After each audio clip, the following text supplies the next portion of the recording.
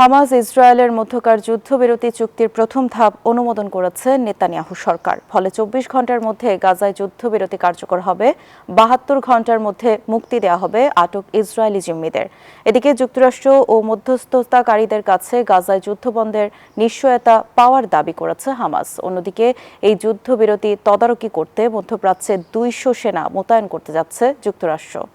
গাজায় যুদ্ধ বন্ধ করতে সম্প্রতি ডোনাল্ড ট্রাম্প যে ২০ দফা প্রস্তাব করেছিলেন তারই অংশ হিসেবে শান্তি চুক্তির প্রথম ধাপ বাস্তবায়নে একমত হয় হামাস ও ইসরায়েল।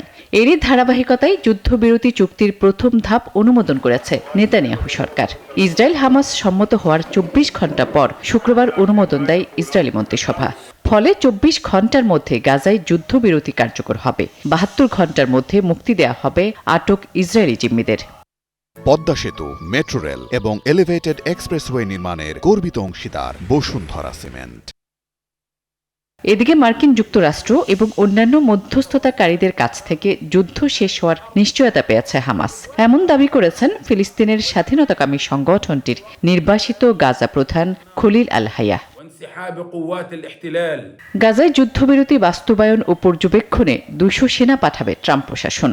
ইসরায়েল থেকে উপত্যকার পরিস্থিতি নজর রাখবেন বলে জানান তারা। এই লক্ষ্যে দেশটিতে বসানো হবে যৌথ কন্ট্রোল সেন্টার। আসছে সোমবার অথবা মঙ্গলবার জিম্মিদের মুক্তি দেওয়া হতে পারে বলে জানিয়েছেন ডোনাল্ড ট্রাম্প। তবে যুদ্ধবিরতিকে স্বাগত জানালেও গাজা অবরোধের বিরুদ্ধে ব্যবস্থা নেওয়ার আহ্বান জানিয়েছে যুক্তরাষ্ট্রের নিউ ইয়র্ক ভিত্তিক মানবাধিকার সংস্থা হিউম্যান রাইটস ওয়াচ। আসমাতুলি, নিউজ 24।